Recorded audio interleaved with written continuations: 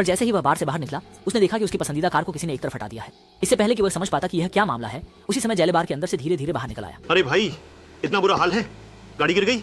अगली बार सावधान रहना, गाड़ी कहीं भी खड़ी करोगे तो कोई ना कोई ठीक करेगा ही। मेरी कार? अभी तो ऐसा लग रहा था कि यहीं पर खड़ी थी ना। ये कार क्यों ऐसी है जिसे कोई और नहीं ले सकता? हाँ, शायद डेविड असल में आले से स्पष्टीकरण चाहता था, लेकिन आले ने उसे नजरअंदाज करके वहां से निकल गया।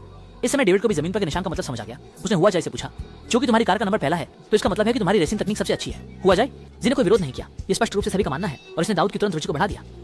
ये जानने के लिए कि वह भी एक प्रतिभाशाली रेसर माना जाता है, परंतु लंबे समय तक प्रतिस्पर्धी न मिलने के कारण उसका जीवन काफी नीरस हो गया था। इसलिए उसने तुरंत मोटरसाइकिल पर सवार होकर उसका पीछा करने का निर्णय लिया और वह हुआ जाए के साथ मुकाबला करना चाहता। अरे तुम एक बार रेस करो, आज रात को कुछ पार्ट्स हैं, साथ दे सकते हो तो दे दो, नहीं तो हार मान लो। ठीक है, तुम मोड़ते समय बहुत तेजी से ब्रेक मत लगाना, मुझे डर है कि तुमसे टकरा जाऊंगा। सॉरी। हरी बत्ती जलने के साथ ही दोनों लगभग एक ही समय पर आगे बढ़ गए। शुरुआत में वे दोनों बराबरी पर थे, कोई भी पीछे हटने को तैयार नहीं था, लेकिन अचानक आगे एक बड़ी गाड़ी दिखाई दी जो रुकी हुई थी। डेविड ने जानबूझकर वाहन को घुमाया और ख्वाजा को किनारे की ओर धकेल दिया। देखकर ऐसा लगने लगा कि टक्कर हो सकती है। ख्वाजा को गति कम करनी पड़ी और ये बड़ी गाड़ी के पास से गुजर गए।